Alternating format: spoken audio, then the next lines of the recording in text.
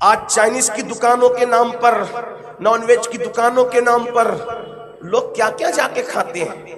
ये रोल खा रहे हैं, वो पिज्जा खा रहे हैं, क्या क्या मिला हुआ है मुझे नहीं पता उसमें क्या क्या मिला हुआ है। इसलिए कि किसी चीज को हराम कहने के लिए दलील कतई चाहिए। लेकिन जो बातें दाएं बाएं से कान पे आती है, ज़बिया है कि नहीं है, हलाल किया है कि नहीं है, जो आया खा रहे हो। गोश्त अगरचे आपके पास पैसे हलाल के हैं, लेकिन गोश्त तो खाने के लिए जाते हो तो हमारे फुकहा ने फरमाया कटने से लेकर पकने तक और पकने से लेकर दस्तरखान पे आने तक वो गोश्त मुसलमान की नजरों से ओझल नहीं होना चाहिए। अगर मुसलमान की नजर से ओझल हो गया तो वो तुम्हारे लिए हलाल हो गया, तो वो तुम्हारे लिए हराम हो गया। मुसलमान की नजर से ओझल होने की वजह से वो तुम्हारे लिए हराम हो गया। अब बताओ, अमेरिका की ये कंपनी, वो फला मुल्क की वो कंपनी, और इसका वो और उसका वो खा रहे हो, ये मुसलमानों की नजरों से ओझल हुआ है कि नहीं हुआ है? सोचो तो सही, कभी गौर तो करो। कुछ लोग समझते हैं कि सिर्फ जो है वो बस पैसे हलाल होने चाहिए। हलाल पैसे से तो हराम खरीद के भी आप खा रहे हैं। इसी तरीके से आप सॉफ्ट ड्रिंक्स के नाम पर जो अपने हलक के नीचे उतार रहे हो, उसमें जरा उलमा से पूछो किन किन चीजों के अंदर अल्कोहल की मिलावट है और उसके नाम पर क्या क्या तुम्हें खिलाया जा रहा है। इसी तरह से मर्दाना कुव्वत के नाम पर कितनी नशावर दवाएं तुम्हारे हलक के नीचे डाली जा रही है। इसी तरीके से और दवाओं के नाम पर क्या क्या हराम तुम्हें खिलाया जा रहा है। इस पर कौन तवज्जो करेगा, इस पर कौन गौर करेगा? याद रखना, आज मुसलमानों को सिर्फ दीन इतना चाहिए, बस जुमा की 2 रकात, ईदैन की 2 रकात, ईद उल फित्र का 1 दिन, बकरीद के 3 दिन, निकाह के 2 मिनट इजाबो कबूल के, बस इतना इस्लाम उनके लिए काफी है। याद रखना, इस्लाम सिर्फ इतने का नाम नहीं है। इस्लाम मुकम्मल दीन, इस्लाम मुकम्मल निज़ाम हया, इस्लाम मुकम्मल कानून, इस्लाम मुकम्मल ज़ाब्ते हयात। नींद से उठने से लेकर सोने तक और पैदाइश से लेकर मौत की आखिरी हिचकी तक जो सारा कानून अता करे उसको इस्लाम कहते हैं। और कानून भी वो लक़द कान लकुम फी रसूलिल्लाहि उस्वतुन हसना, कि तुम्हारे लिए तुम्हारे नबी की जिंदगी में बेहतरीन नमूना है। आज हर माँ बाप बेचैन बेकरार, औलाद नाफरमान। मैं नाफरमान औलाद की ताईद तो और हिमायत तो नहीं कर रहा हूं, लेकिन एक बात बता दूं, इसमें हराम लुक्मे का बड़ा अमल,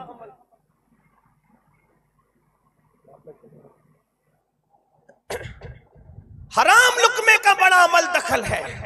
अपने बच्चों को हराम न खिलाओ, उनकी सही तरबियत करो। और नौजवानों से भी कहता हूं, अपने माँ बाप की नाफरमानी से बचो, अपने माँ बाप पे जुल्म करने से बचो।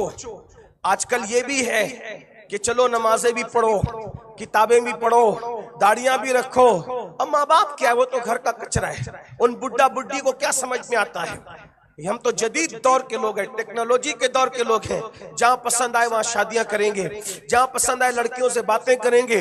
माँ बाप दिन दिन भर तरसते रहे, 24-24 घंटा बेचैन रहे, औलाद का इंतजार करें, मेरा बेटा आएगा तो मुझसे खैरियत पूछेगा, मुझसे बात करेगा। माँ बाप के लिए बात करने के लिए टाइम नहीं, माँ बाप को वक्त देने के लिए टाइम नहीं। एक बात आपको बताऊं, मेरी कौम के जवानों, आज शायद हमें बूढ़े माँ बाप का एहसास हो या न हो, मगर एक बात याद रखना, हमें जितनी बचपने में अपने माँ बाप की जरूरत थी, उससे ज्यादा बुढ़ापे में हमारे माँ बाप को हमारी जरूरत होती है। जब हम बच्चे थे, माँ नजर नहीं आती थी, तो हम घर में आने के बाद पहला सवाल क्या करते थे? मेरी अम्मी, मेरी अम्मी, मेरी अम्मी कहाँ है? तो जैसे बचपन में हर सेकंड हमें माँ और बाप की जरूरत थी, वैसे बुढ़ापे में हमारे बूढ़े माँ बाप को हमारी जरूरत है। हम उनको मिठाई दे न दें, उनको गिफ्ट दे न दें, हम उनको कुछ और दे न दें, सिर्फ माँ बाप के पास जाकर के बैठ जाओ, उनसे पूछो उनका दिल कितना बड़ा हो जाता है। मगर याद रखना, जब हमें ये एहसास नहीं है, जिस वक्त हम बूढ़े होंगे, बुढ़ापे की मंजिल को पहुंचेंगे और हमें अपनी औलाद की जरूरत होगी और औलाद हमें न मिलेगी, तब हमें एहसास होगा कि हमने वालिदैन को कितना तरसाया, वालिदैन को कितना तड़पाया, माँ बाप को कितनी तकलीफ दी। सुन लो अपने नबी का फरमान, सुन लो मुस्तफा जान रहमत का फरमान, सुन लो गैब दा नबी साबिक़ व मस्दूक का फरमान। अल्लाह के रसूल सल्लल्लाहु अलैहि वसल्लम फरमाते हैं, अगर कोई रोजाना रोजा रखे और पूरी पूरी रात नमाज पढ़े और उसका रोजा और उसकी नमाज इतनी बेमिसाल हो कि वो पूरी दुनिया में रोजे के मामले में सबसे मुनफरिद हो जाए, नमाजों के मामले में मुनफरिद हो जाए, तिलावत के मामले में मुनफरिद हो जाए। हदीस पाक का मफ़हूम है, इतनी इबादत कर ले कि उसकी इबादत की वजह से वो यकताए रोजगार बन जाए, वो बेमिसाल बन जाए और माँ बाप की नाफरमानी करे। एक तरफ पूरी पूरी रात इबादत, एक तरफ पूरे पूरे दिन रोजे, पूरी पूरी जिंदगी इबादत के लिए वक्फ कर दी। एक बात माँ बाप की नाफरमानी की तो अल्लाह के रसूल फरमाते हैं उसके रातों के कयाम, उसके रातों के सुजूद, उसकी आंखों के आंसू, उसकी तिलावतें, उसकी इबादतें अल्लाह न देखेगा, बल्कि अगर माँ बाप की नाफरमानी की है तो अल्लाह रब्बुल इज्जत उससे नाराज होगा और उससे अल्लाह क़यामत में बात नहीं करेगा और अल्लाह पाक उसकी सारी इबादतों को रद्द करके उसके मुंह पे मार दी जाएगी और उसको नाफरमानों में लिखा जाएगा। बल्कि यहां तक फरमाया मेरे आका ने, माँ बाप का नाफरमान अगर शहीद हो जाए अल्लाह की राह में तो भी वो जन्नत में नहीं जाएगा, शहीद होकर भी जन्नत में नहीं जाएगा जब तक वो अपने माँ बाप को राजी न कर ले। मुझे बताओ, जब माँ बाप को नाराज करने वाला शहीद होकर भी जन्नत नहीं पा सकता, तो ये जो आज लड़कों ने बिदअत निकाल रखी है पसंद की शादियों की, माँ बाप रो रहे हैं। अब तो यहां तक के वीडियो देखने में आ रही है, क्लिपें लोग भेजते हैं, बेटी पुलिस स्टेशन में बैठी हुई है, बाप हाथ जोड़ के कह रहा है मेरी बेटी घर तो चल, घर चल के बात कर लेंगे। तो बेटी कहती है तू कौन है, मैं नहीं पहचाने। जब माँ बाप को नाराज करके सजदों में बहारे नहीं है, जब माँ बाप को नाराज करके हज में बहारे नहीं है, तो माँ बाप को नाराज करके शादियों में कौन सी बहारें आ जाना है, बताए ना। और वो अगर किसी मोमिन से निकाह किया होता माँ बाप को नाराज करके, तब भी लानत थी। यहां तो मोमिन भी नहीं है, मुनकिरीन इस्लाम का हाथ पकड़ के बेटियां जा रही है और बाप उसको हाथ जोड़ के, मैंने देखा वो क्लिप देखकर मैं कई दिन तक उसको भुला ना सका कि बाप हाथ जोड़ता है।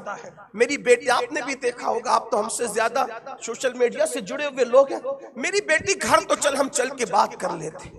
मैं ये नहीं कहता कि सिर्फ बेटियों का कसूर है, माँ बाप का भी कसूर इसमें है कि हम घर में बेटियों को वो प्यार नहीं दे पाते। देखिए, एक हाथ से कहीं ताली नहीं बजती। जितनी बेटियां बगावत करती है, कहीं ना कहीं आप उसमें तहकीक करें कि माँ बाप वो प्यार नहीं दे पाते।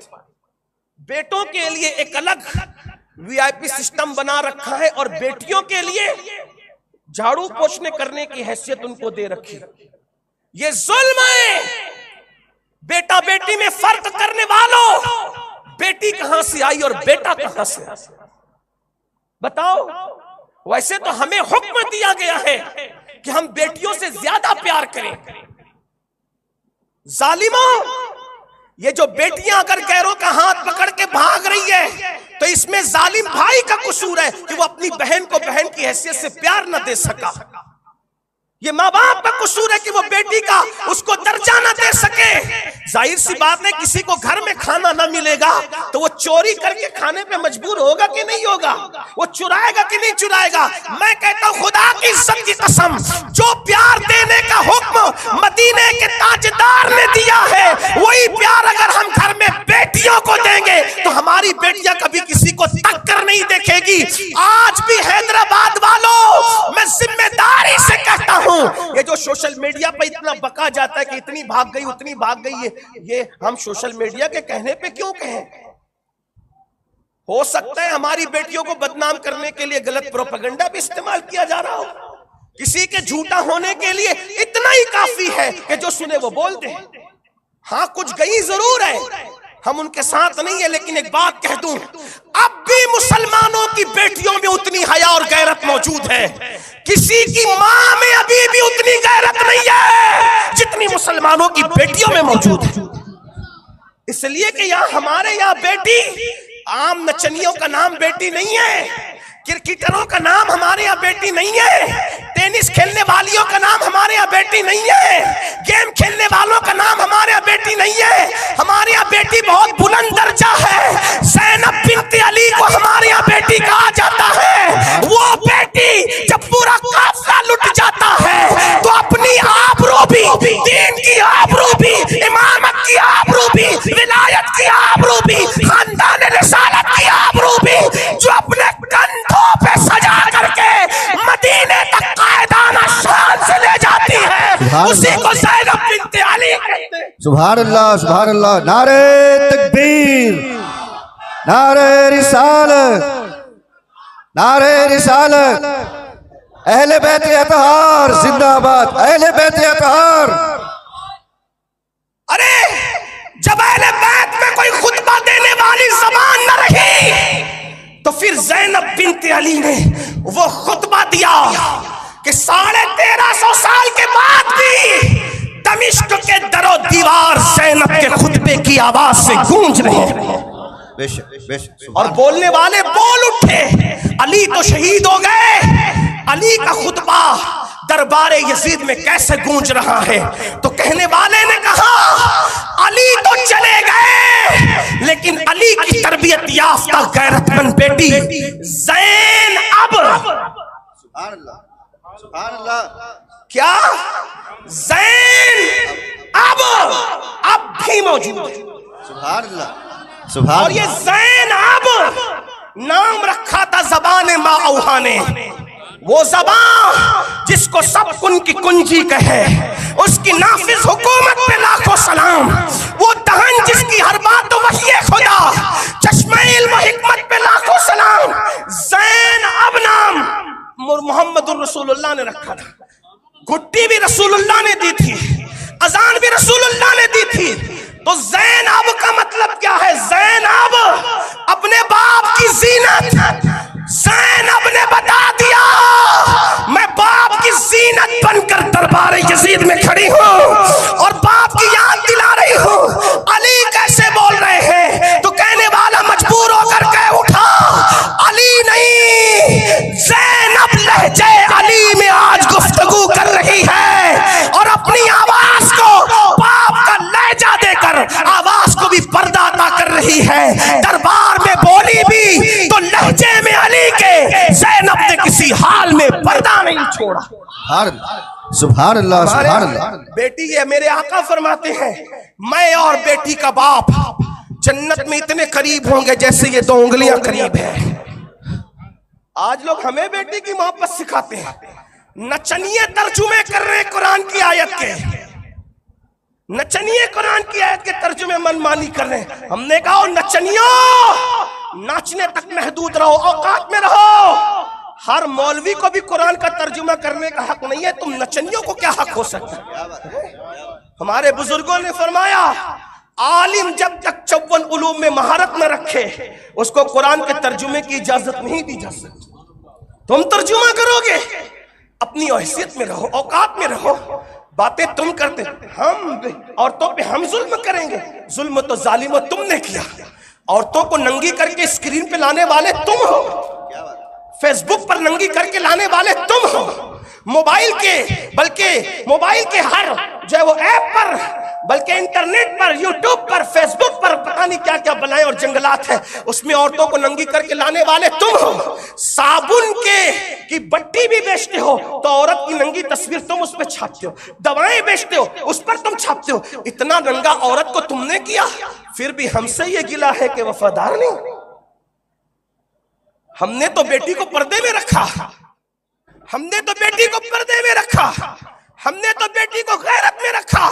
हमारे यहाँ बेटी का दूसरा नाम ज़ैनब कुबरा है, हमारे यहाँ बेटी का नाम फातिमा ज़हरा है, हमारे यहाँ बेटी का नाम आयशा सिद्दीका बिनते सिद्दीक है, हमारे यहाँ बेटी का नाम अल्लाहू अकबर साराबे बसरी है। इसलिए मैं अपनी कौम की बेटियों से कहता हूं कि मेरी बहनों, मेरी कौम की बच्चियों, अपनी हैसियत, अपनी अहमियत, अपनी अजमत को सामने रखो और अपने माँ बाप की आबरू को बचाओ। मैं अर्ज कर रहा था, बात दूर दूर निकल गई, दूसरी तरफ चली गई कि अगर माँ बाप की खुशी शादी में न हो, बहारें नहीं आ सकती, उसमें लानत बरसेगी, उसमें अल्लाह रब्बुल इज्जत की नाराजगी होगी, उसमें कभी बहारें नहीं होगी। खिजाई खिजा, आका अलैहिस्सलाम की हदीस पढ़ दूं, बात पूरी कर लूं।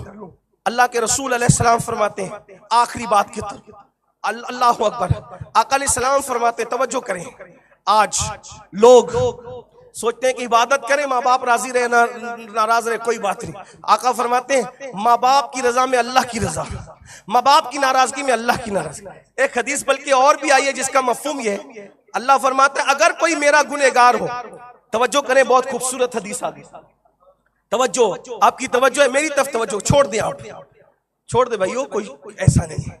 कुछ दीवाने भी महफिल में आते हैं, दीवानों को दीवानगी करने देना। आप लोग मेरी तरफ तवज्जो रखें, मेरी बात से ज्यादा उनकी बात तो अहमियत की नहीं है ना, वो दीवानगी में सुभान अल्लाह कहने दें उनको, आपकी तवज्जो मेरी तरफ रहे। फरमाया कोई मेरा गुनहगार होता है और माँ बाप का वफादार होता है तो मैं उसको फरमा बरदारों की फहरिस्त में लिखता हूं, और अगर कोई मेरा फरमा बरदार होता है, माँ बाप का गद्दार होता है, तो मैं उसको नाफरमानों की फहरिस्त में लिखता हूं। अल्लाह अकबर। आज लंबी उम्र कौन नहीं चाहता, किसको लंबी उम्र की जरूरत नहीं है। आका फरमाते एक बंदे की उम्र सिर्फ 3 दिन बचती है, हदीस पाक, फकी अबुल्लाह समरकंदी इसको लिख रहे, एक बंदे की उम्र सिर्फ 3 दिन बचती, सिर्फ 3 दिन। अचानक उस 3 दिन को अल्लाह 30 साल में तब्दील कर देता। 3 दिन की बची हुई उम्र 30 साल में तब्दील हो जाती है। और एक हदीस में आता है कि 3 साल की बची हुई उम्र 30 साल में तब्दील हो जाती है।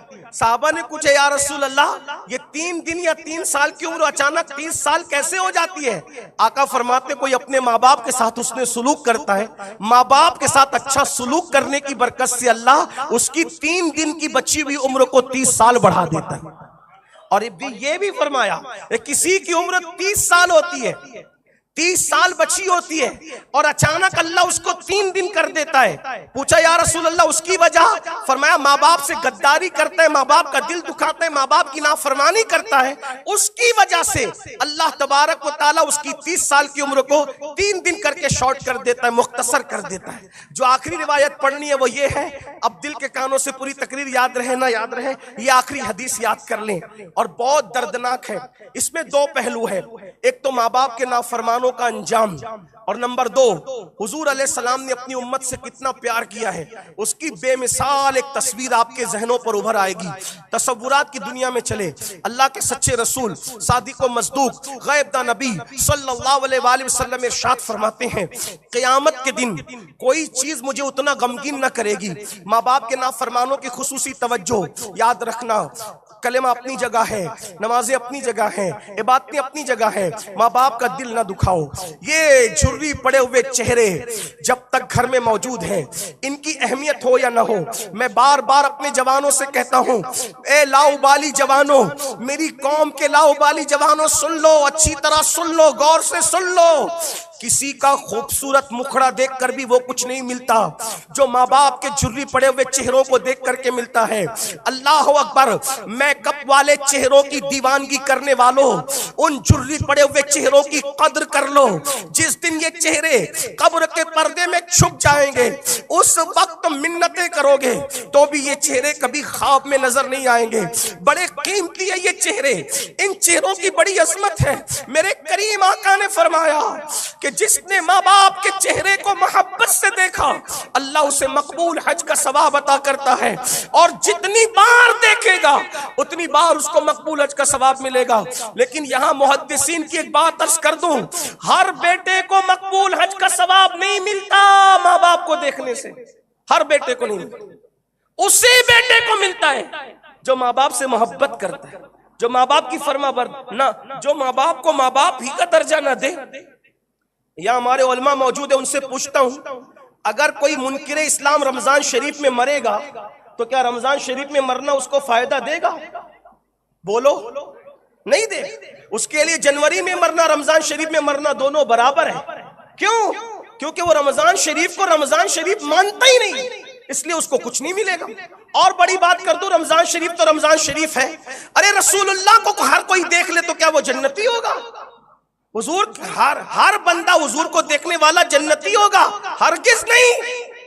इसलिए कि जिसने रसूलुल्लाह को महबूब खुदा की हैसियत से न देखा वो जन्नती हो ही नहीं सकता। अबू जहल ने देखा, अबू लहब ने देखा, उतबा ने देखा, शैबा ने देखा, अब्दुल्ला इब्ने उबई ने देखा। अरे उसने तो ऐसे देखा कि हुजूर ने उसका जनाजा भी पढ़ाया, उसको अपना जुब्बा भी दिया, उसके मुंह में अपना लुआब भी डाला। सहाबा तड़प गए इस मुनाफिक के साथ। ये आका फरमाते ना जुब्बा कोई फायदा देगा, ना लुआब फायदा देगा, ना जनाजा पढ़ाना फायदा देगा। क्यों? इसलिए कि रसूलुल्लाह को वो रसूलुल्लाह मानता ही नहीं। तो जो रसूलुल्लाह को रसूलुल्लाह ना माने, हुजूर को देखना उसको कोई फायदा पहुंचाया? नहीं पहुंचाया। तो जो माँ बाप को माँ बाप का दर्जा ही ना देता हो तो उसको माँ बाप को देखना क्या फायदा देगा? माँ बाप का दर्जा दो। माँ बाप को तो गुलामों की तरह रखा है। हम जब बैठते हैं घरों में तो छोटे छोटे तोतले बच्चों को मशवरा देने का हक है, लेकिन माँ बाप को मुंह खोलने का हक नहीं।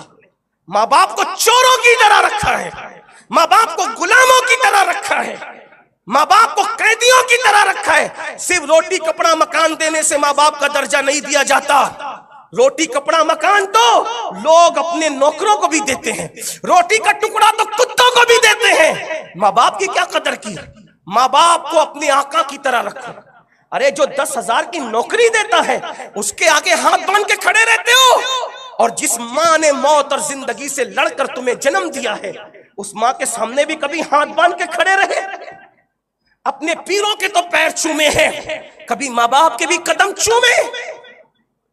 उलमा के पीछे भागा तकरीर सुन करके हाथ चूमने के लिए, कभी अपने माँ बाप के भी हाथ चूमे? मैं ये नहीं कहता कि उलमा के हाथ ना चूमो, मशाइख के हाथ, मेरी बात का गलत मतलब मत निकालना। चूमना है चूमो, मैं मना नहीं कर, मैं खुद भी चूमता हूँ। मैं तो अपने मशाइख की दस्तबोसी भी करता हूँ, कदम बोसी भी करता हूँ, और उसको निजात का बड़ा सरमाया समझता हूँ। क्योंकि एक जालिम बादशाह ने इमाम हसन बसरी के हाथ चूमे, अल्लाह ने उसी के सदके उसकी मगफिरत फरमा दी। लेकिन एक बात जरूर कहता हूं और ईमान लगती कहता हूं, माँ बाप का दिल दुखा के जलसे में पीर के कदम चूमने वाले, अगर तू माँ बाप के हाथ पैर नहीं चूमता तो पीर के हाथ पैर चूमना तेरे कुछ काम नहीं आएगा। बताओ, माँ बाप को गुलाम बना के, माँ बाप को गुलाम बना, माँ बाप की कद्र करो, माँ बाप की इज्जत करो, माँ बाप की अहमियत जानो। और एक बात आपको बताऊं मुसलमानों, अपने माँ बाप घर से निकलो तो माँ बाप के कदम चूम के निकलो, अपने माँ बाप के हाथ चूम के निकलो, अपने माँ बाप का दिल न दुखाओ, अपने माँ बाप को तकलीफ न पहुंचाओ, अपने माँ बाप को अजियत न पहुंचाओ। एक बात मेरे आका ने फरमाई, पूरी दुनिया के लोग मिलके किसी के लिए बद्दुआ करें और तन्हा उसकी माँ उसके लिए दुआ करे तो अल्लाह कायनात की बद्दुआ को रद्द कर देता है और अल्लाह रब्बुल इज्जत माँ बाप की दुआ को कबूल कर लेता है। और पूरी कायनात किसी के लिए मिलकर दुआ करे और तन्हा माँ बाप बद्दुआ करे तो अल्लाह अकबर, कायनात की दुआ रद्द कर दी जाएगी और माँ बाप की बद्दुआ कबूल कर ली जाएगी।